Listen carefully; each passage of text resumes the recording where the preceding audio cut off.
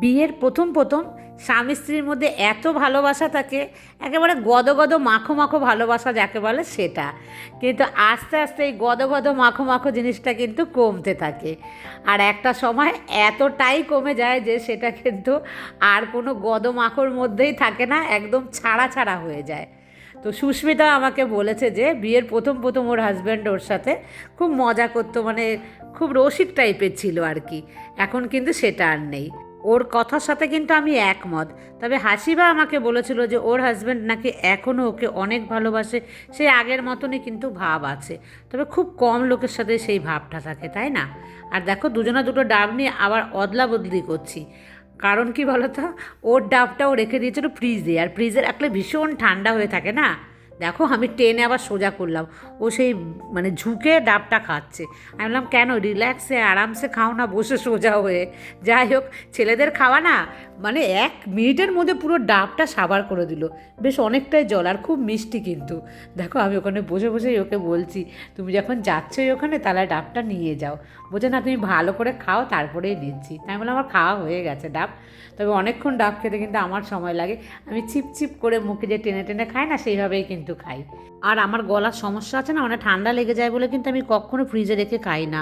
আর ওর ডাবটা এত ঠান্ডা হয়েছিল, আমি বললাম না, আমি কিছুতেই ওই ঠান্ডাটা খেতে পারবো না, আমার গলায় একদম ধরে যাবে।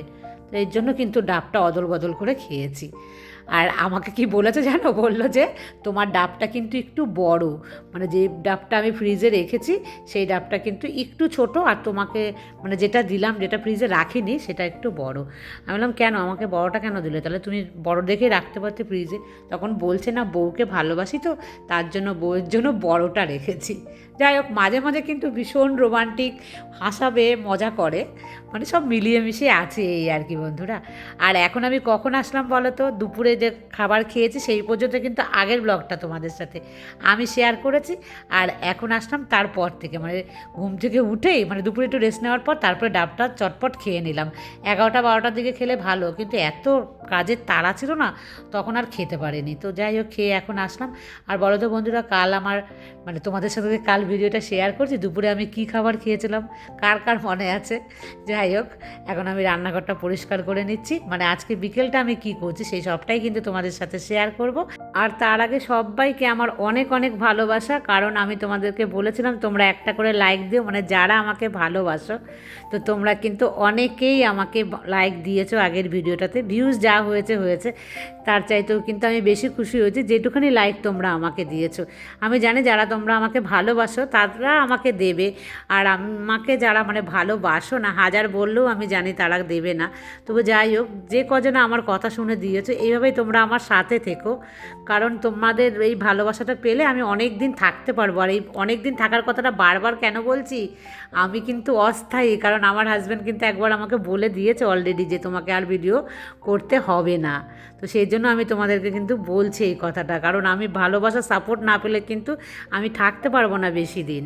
আমি তো তোমাদের সাথে অনেক দিন থাকতে চাই, কারণ আমি তোমাদের প্রত্যেককে এত ভালোবাসি। তোমরাও আমাকে এই ভালোবাসাটা দিয়ে আমার পাশে থেকো একটু, তো আমি কিন্তু অনেক দিন থেকে যাবো বন্ধুরা। সত্যি মন থেকে বলছি, ভিডিও ছেড়ে দিলে আমিও খুব কষ্ট পাবো।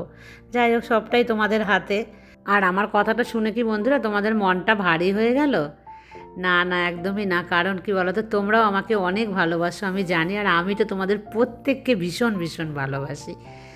সন্ধে পুজো দিয়ে আমি উপরে আসলাম, তার আগে অনেকবার আমাকে সে বলে দিয়েছে যে চা চা চা।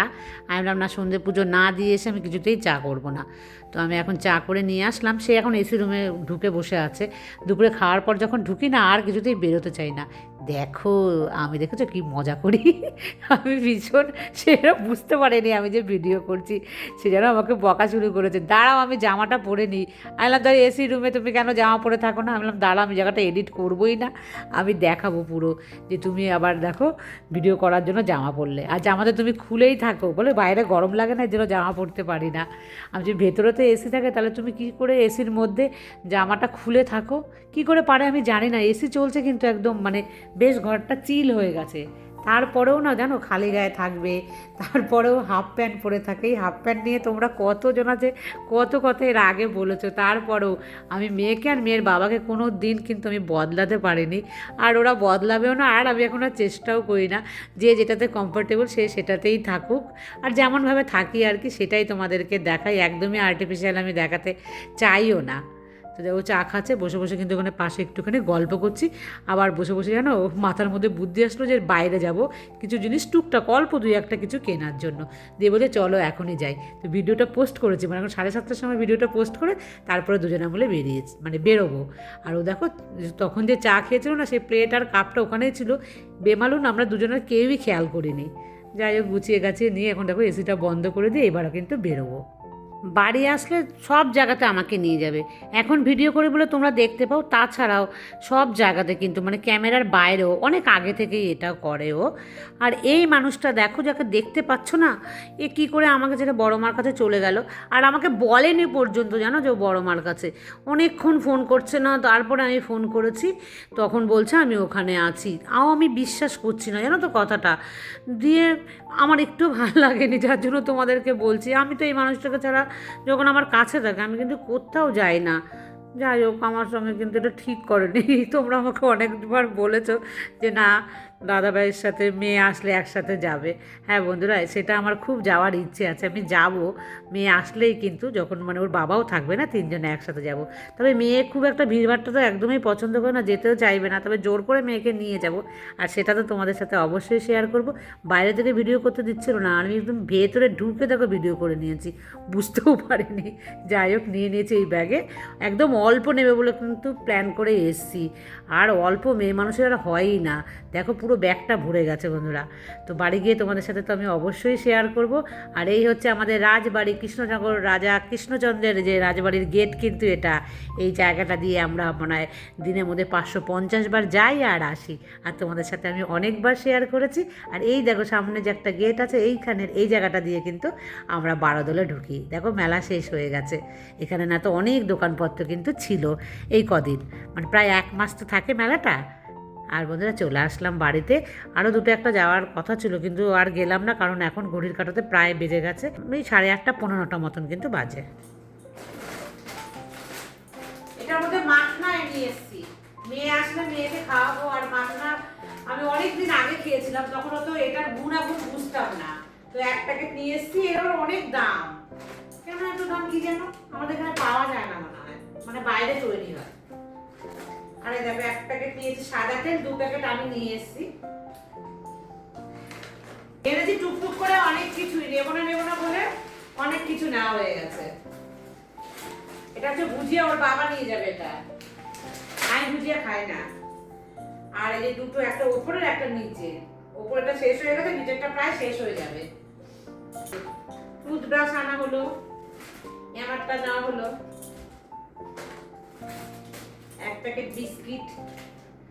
আর এই যে আমাকে বলেছো না আমি ভিম সাবান ব্যবহার করি, কেন ভিম সাবান ব্যবহার করলে আমাদের ফেনা কম লাগে। যাই হোক তোমার কথাতে আমি কিন্তু নিয়ে এসেছি একটা ভিম লিকুইড। লবণ, একটা আটা এনেছি, আটা খাওয়া বারণ তবুও নিলাম একটা।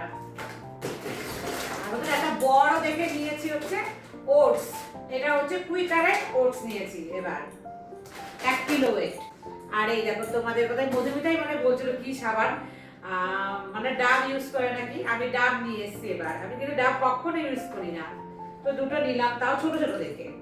মামা আর্থের শ্যাম্পু ইউজ করি, তার পাইনি কন্ডিশনার, সেই কারণে দেখো আমি একটা ডাবের নিয়ে নিয়েছি কন্ডিশনার। আর এখানে দেখো বেলিভেটার আমি নিয়ে নিয়েছি দুটো পারফিউম, বলতে বডি স্প্রে, একটা হাজব্যান্ড নিয়ে যাবে আর একটা হচ্ছে আমার জন্য। আর এই দেখো পেয়ার্সে নিয়ে এসেছি বডি ওয়াশ, মেয়ে আবার না সাবান দিতে চায় না, ও পছন্দ করে না, তো মেয়ে তো আসবে, তো ভাবলাম ওখান থেকে তো আর টেনে আনবে না, তো একটা নিয়ে রাখি, মেয়ে আসলে ব্যবহার করতে সুবিধা, আর মেয়ে তো অনেক দিন থাকবে। আর টাইড নিয়েছি, ঘরে আছে ডিটারজেন্ট, আর ডেটল সাবান আমার হাজব্যান্ড ব্যবহার করবে। চা পাতা, এখানে দেখো ভিমবার, আর ভিমবার বার নিয়েছি কেন বলো তো, কারণ আমার যে হেনা সেও কিন্তু লিকুইড ব্যবহার করতে একদমই পছন্দ করে না। আর এই দেখো টুকটাক, আর অল আউট নিয়েছি দুটো। তবে আমাদের এখানে কিন্তু একদম মশা নেই, তোমরা দেখবে যে আমি কিন্তু ব্যবহার করি না মশারি। আর হাজব্যান্ডের হেয়ার কালার, এটা কিন্তু আমার নয়, আর এই টুকটাক আছে অনেকই গ্রসারি আইটেম আমার ঘরে, আগের মাসেও এনেছিলাম, সেখান থেকে অনেকই বেঁচে গেছে, তো আনিনি সেই কারণে বেশি। আর এই দেখো একটা ইয়ারবাডস বোট কোম্পানির, এটা কিন্তু আমার হাজব্যান্ডের জন্য, তার কিন্তু একটু হলো স্টাইলের যে বলে না প্রমোশন, সেটা একটু হয়েছে, তার মানে শখ হয়েছে আসল কথা। সে একটা নিয়েছে বোটের, এটা কত 1600 টাকা না কত দাম আমাকে বললো। আর আমার হাজব্যান্ড ক্যামেরার পেছনে খুব জোরে জোরে খবর দেখছে, তো সেই কারণে ডিরেক্ট দিতে পারলাম না আমার ভয়েস। তো এই হলো আমার সমস্ত জিনিসপত্র। আর আজকের মতন এই পর্যন্ত, টাটা।